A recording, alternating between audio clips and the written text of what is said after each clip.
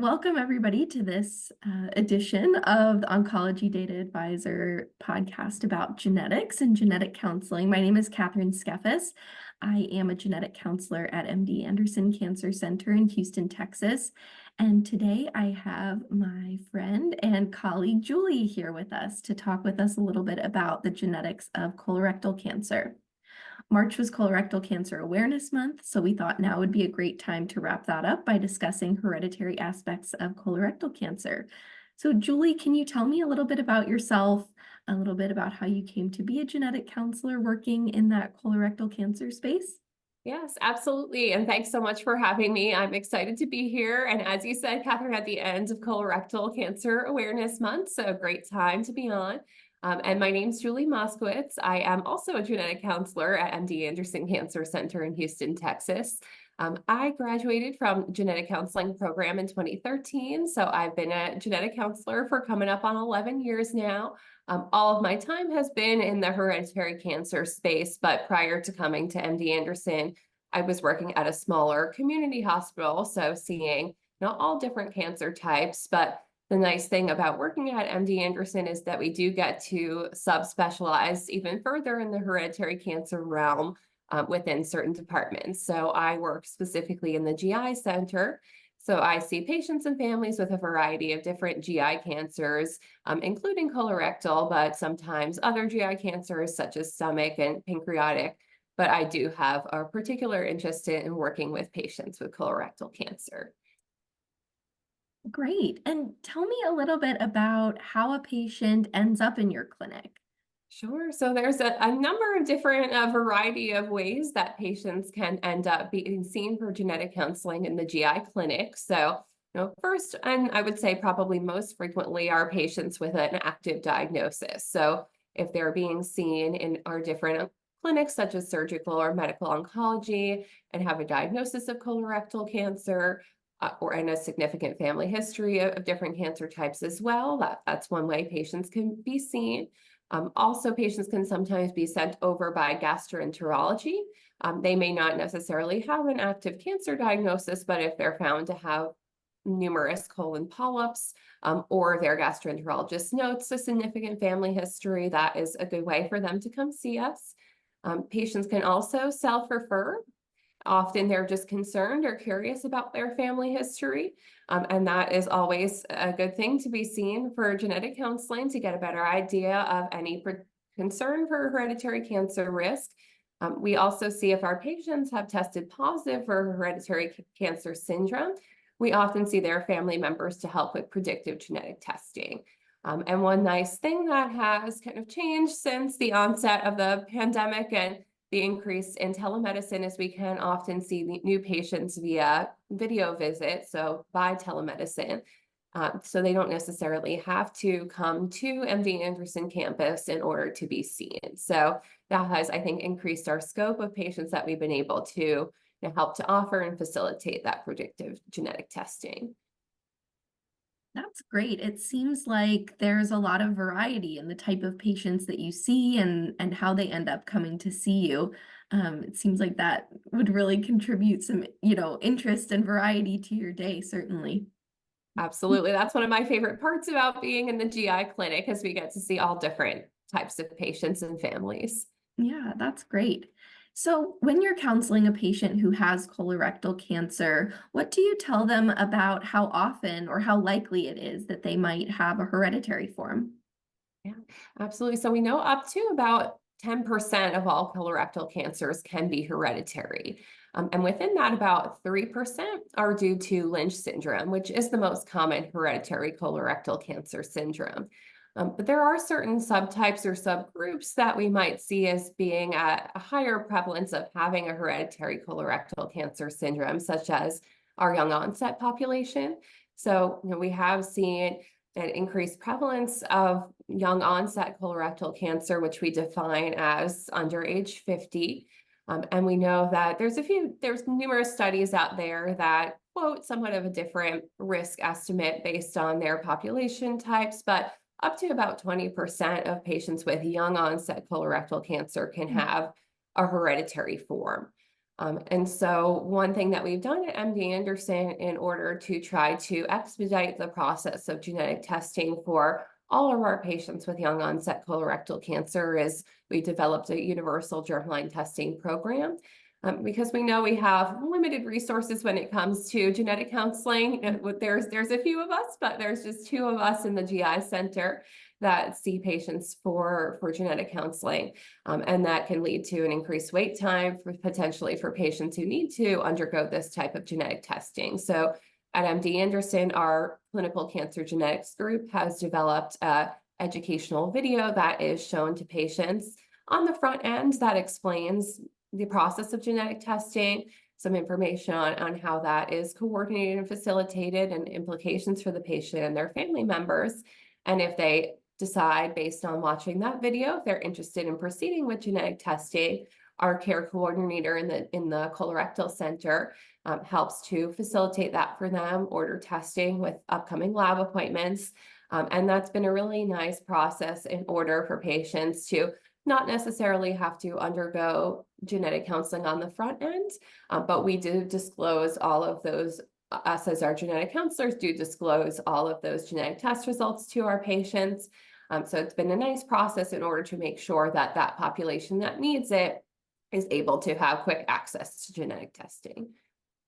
That's great. It seems like that allows you to really focus your attentions and efforts on those patients who test positive and who might need a little bit of extra education and counseling on the back end once those results are back. Absolutely, yes. And it's a nice opportunity to really have that more in-depth conversation with the patients who test positive and who need that counseling. Absolutely. When you do talk with a patient who tests positive for a genetic mutation related to their colon cancer, what are the most common hereditary syndromes that you're counseling about? I know you mentioned Lynch syndrome. Can you tell us a little bit more about that and some of the other conditions that you see? Sure, absolutely. So we know Lynch syndrome, as I mentioned, is the most common hereditary colorectal cancer syndrome, and one of the most common hereditary cancer syndromes in general. About 1 in 279 people will have Lynch syndrome, but unfortunately, a lot of those don't necessarily know it until maybe they're Wow. diagnosed with cancer or a family member is diagnosed with cancer. So we know that Lynch syndrome is a hereditary predisposition syndrome that primarily causes an increased risk for GI types of cancers, the most frequently being colorectal cancer, but sometimes stomach, small bowel cancers, and then other types of cancers as well, like uterine and ovarian cancer and other cancers. So it is very important for patients to be aware of having Lynch syndrome because if they do, there are additional screening and preventive options that could be available to them, whether that's earlier colonoscopy, and with some of the Lynch syndrome associated genes that can be recommended starting as early as ages 20 to 25, Hmm. and undergoing that screening more frequently, such as every 1 to 2 years, as opposed to general population, which may be closer to 5 to 10 years. So that's a lot that we know about the Lynch syndrome, but some of the other syndromes that we can see related to hereditary colorectal cancer can include what we call more so the polyposis syndromes. So patients who have an increased number of colon polyps than what we might typically expect to see. It's not uncommon for someone who undergoes a colonoscopy to be found to have 1 or 2 polyps, but Mhm. polyposis we can see more so between 10 to 20 to even into the hundreds to thousands of colon polyps. So one of the more common hereditary polyposis syndromes is called familial adenomatous polyposis, or FAP for short. And these individuals, it can be variable. There's a more attenuated form of FAP as well, but these are the individuals that we tend to see having even up to the hundreds and thousands of polyps. And unfortunately, if someone doesn't know they have FAP or isn't going for those routine colonoscopies, it can be nearly 100% chance to develop colorectal cancer. So it is incredibly important for those patients to be aware so they can sometimes undergo preventative surgery, removing the colon and sometimes the rectum preventatively to reduce that risk. Um, there are other polyposis syndromes, such as MUTYH associated polyposis or MAP, and the more recently described polymerase proofreading associated polyposis, caused by mutations in the POL-E and POL-D1 genes. We don't always see that propensity for hundreds to thousands of polyps, but sometimes it can be up to about 100 polyps in someone's lifetime. So again, important for individuals to be aware so that they can be going for those earlier or more frequent colonoscopies. And there are some other more moderate risk genes that we know of as well.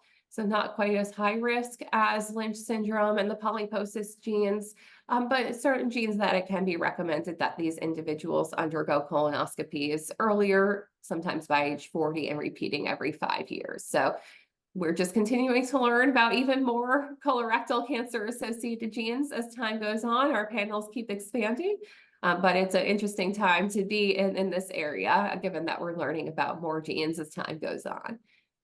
Absolutely. One thing that always strikes me about the screening recommendations that we can make for especially things like colorectal cancer is that for many of these patients, if they follow these screenings, it can really prevent them from ever developing cancer in some cases, which I think is just so remarkable. Yeah, it is a great thing about colorectal cancer is there is that option for colonoscopy and earlier detection and prevention. Yeah. So, as you were talking about those different syndromes, it was apparent that there are certain things that sort of automatically would cause someone to be referred, or ideally would be automatically referred to genetics, things like early onset colorectal cancer, 10 to 20 or more colon polyps. What are some things that a person can keep an eye out about besides those things with their family history or their personal history that might make it more likely that their colorectal cancer falls into a hereditary category? Yeah, absolutely. So some of the red flags when it comes to hereditary colorectal cancer, as you mentioned, Catherine, earlier age of onset, such as under age 50, and of course, developing multiple colon polyps. But as you said, it's also important to consider not only the individual, but the family history. So for families with hereditary cancer, we do tend to see multiple generations, such as grandparents, parents, and children being diagnosed with similar types of cancers. So it may not just be colorectal cancer, but thinking about similar groupings of cancer. As I mentioned with the Lynch syndrome, also keeping an eye out for gynecological cancers such as uterine and ovarian, also other GI cancers such as stomach. So if we do see cancer in multiple generations, diagnosed sometimes at earlier ages of onset, those are all good reasons to be referred for genetic counseling and to consider someone's risk for having a hereditary form of cancer.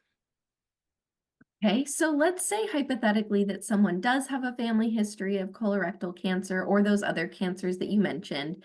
They either perhaps they don't want to get germline testing done or their testing comes back negative. What types of recommendations may we still make about their colon cancer screening and what their risk might be? Yeah, and it's a good point because of course we see families that are suggestive of hereditary colorectal cancer and we go on to do the genetic testing and it's negative or there's no one particular gene that helps to explain what might be contributing to the Yeah. cancer that we're seeing in the family. So I like to explain that kind of between sporadic and hereditary cancer does fall in that portion of familial colorectal cancer. Mhm. So sometimes we see family members who have two or three, or families that have two or three family members diagnosed with cancer. But when we go on to do the genetic testing, there's no underlying genetic cause. So it still is very important for these patients to be aware of that family history. We know having a first degree relative does increase someone's risk to develop colorectal cancer. So if someone has a parent or a sibling diagnosed with colon cancer, their risk may be increased. Anyone in the general population has about a 4% chance to develop colon cancer in their lifetime. Having that first degree relative can increase someone's risk by about twofold. So closer to about a 9% lifetime risk. And that can be even higher for those that have more than one first degree relative diagnosed with colorectal cancer or their first degree relative diagnosed at a younger age of onset, such as under age 45. So our National Comprehensive Cancer Network, or NCCN, does have guidelines to say that those family members who have a significant family history of a first degree relative diagnosed with colon cancer are recommended to begin screening with colonoscopy at an earlier age. So we are thankful that everyone in the general population, that recommendation has been lowered to age 45. But having a first-degree relative, it can be considered even earlier, starting at age 40 or 10 years prior to the earliest colorectal cancer in the family, whichever comes first, and to repeat colonoscopy every 5 years or per colonoscopy findings, such as if there's polyps, then of course an individual's gastroenterologist will make their recommendation in terms of frequency of colonoscopy screening. Sure, that makes sense. I think that really underscores the importance of people knowing as much as possible about their family history and communicating it with their doctors. That's the key. It's not too Exactly. helpful to know the history if you're not communicating it with your doctors so that they can make those appropriate screening recommendations. Absolutely. We hope that families are forthcoming with sharing that information because we know how important that is for an individual's own personal cancer risk and screening recommendations. Right, right. It can be tricky. I know family communication is not always as open and clear as we might prefer, but asking the questions is a good place to start to get that information as much as possible. Exactly. So you said you've been in the cancer genetics world for about 11 years now, is that right? Yes, exactly. Okay, so how do you think the landscape of genetic testing for hereditary colorectal cancer has changed since you've been practicing? What differences have you seen or been part of? Mhm. Well, one thing that, and as I was alluding to earlier in terms of the availability of panel testing, and I like to think that I graduated not that long ago, but it has been over a decade now. So it is pretty amazing to see where the world of genetic testing has gone in that short period of time. But, Mhm. thinking back to when I was in training in graduate school, often what we had the availability was single gene or single syndrome testing. So if there was a concern for hereditary colorectal cancer, we might start with Lynch syndrome. And if that was negative, go on to maybe thinking about APC or MUT-YH associated with those more common polyposis syndromes. But now we have the availability of doing panel testing that can test for anywhere between 10 to 20 to even up to 100 genes in one Mhm. genetic test. So it's pretty amazing, how far we've come and the availability of that panel testing, and also thinking about the cost of testing. And I think it can be somewhat of a misconception that genetic testing can be in the thousands of dollars, an expensive test. And that is what it was when I was in training 10 plus years ago. But now, just because of the availability of the increase in availability of genetic testing and the improvements of technology, the cost of genetic testing has really improved, with many laboratories offering a self-pay price of between $200 to $250. So, and the labs also have very generous patient assistance programs for patients where there can be a financial hardship or they're uninsured. So I like to think that it's less of a barrier, the cost of genetic testing, as to when it was before, and hopefully that can motivate more individuals and families to undergo genetic testing. Yeah, I think that, like you said, it is a common misconception, and people are usually pretty pleasantly surprised when they hear about the other options of the self-pay price and the patient Yeah. assistance program and things like that. Mhm. So, if a patient gets a positive genetic test result back and they have an active cancer diagnosis, is that something that might impact how their doctors best take care of them moving forward? Mhm.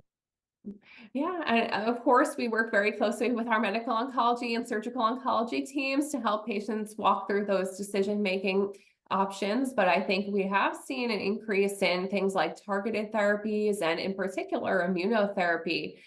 Patients with Lynch syndrome often tend to have tumors that demonstrate microsatellite instability, which can be a marker that it will respond very well to immunotherapy. So that can be a really great option for some patients. It can also impact surgical decision making. As I mentioned, patients who have things like FAP that can significantly increase someone's risk to develop cancer may choose to undergo more of a surgery like prophylactic or or colectomy that can reduce that risk. So it certainly can have an impact on patients' treatment and decision making for what's best for them based on genetic findings, their cancer diagnosis, and patient preference as well. Absolutely. I feel like when you and I were doing our training, genetic testing for cancer patients was sort of more of an extra thing. Like, oh, this will, maybe provide important information for your family or for you in the future. And now it really is such an important part of the treatment process and that decision-making process. And so that really, like that young onset colorectal cancer testing program that you mentioned is such a great thing to really incorporate that into part of their initial care when they're diagnosed. Yeah, absolutely. And I think at MD Anderson, we're very lucky to work so closely with the care teams. And Mhm. often providers are referring patients very early in their diagnosis on the front end to be able to have that genetic testing information to really get the full picture as to what's going on for the patients, to really have a more targeted plan for treatment moving forward and helping patients with that important decision making. That's great. That is really wonderful.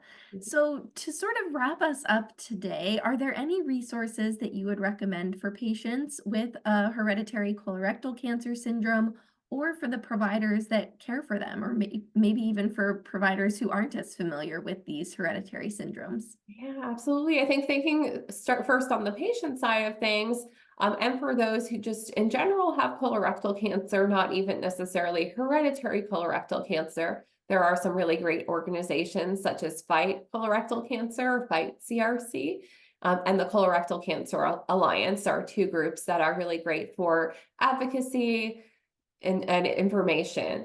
And then from the hereditary cancer side of things, there are groups as well. Alive and Kicking is a really great group for specific to Lynch syndrome, and can be a great resource, for support, advocacy, and information. That similarly having podcasts and webinars. And then Facing Our Risk of Cancer Empowered, or FORCE, is a great resource as well. They also break it down by gene, so they have resources that can be specific to one's particular gene mutation and are really great for connecting with individuals who have similar forms of hereditary cancer. From the provider side of things, there is a group that I'm very involved in, which is the Collaborative Group of the Americas on Inherited Gastrointestinal Cancers, or CGA-IGC. They have really great resources for education, like webinars and podcasts, and an annual conference that this year is happening in November in Philadelphia. So I would definitely encourage providers that are either new to the area and interested in learning more, or who are well versed in the area of hereditary colorectal cancer and want to become involved in that community. So it's a really great community of providers, and would certainly encourage involvement in CGA for those who are interested. Wonderful. Well, thank you so much, Julie, for sharing your expertise with us today. And thank you so much for all that you do to care for your patients. Um, I know that your role is such an important one in the Colorectal Cancer Center. So thank you for all that you do. Thanks so much, Catherine, and thanks again for having me.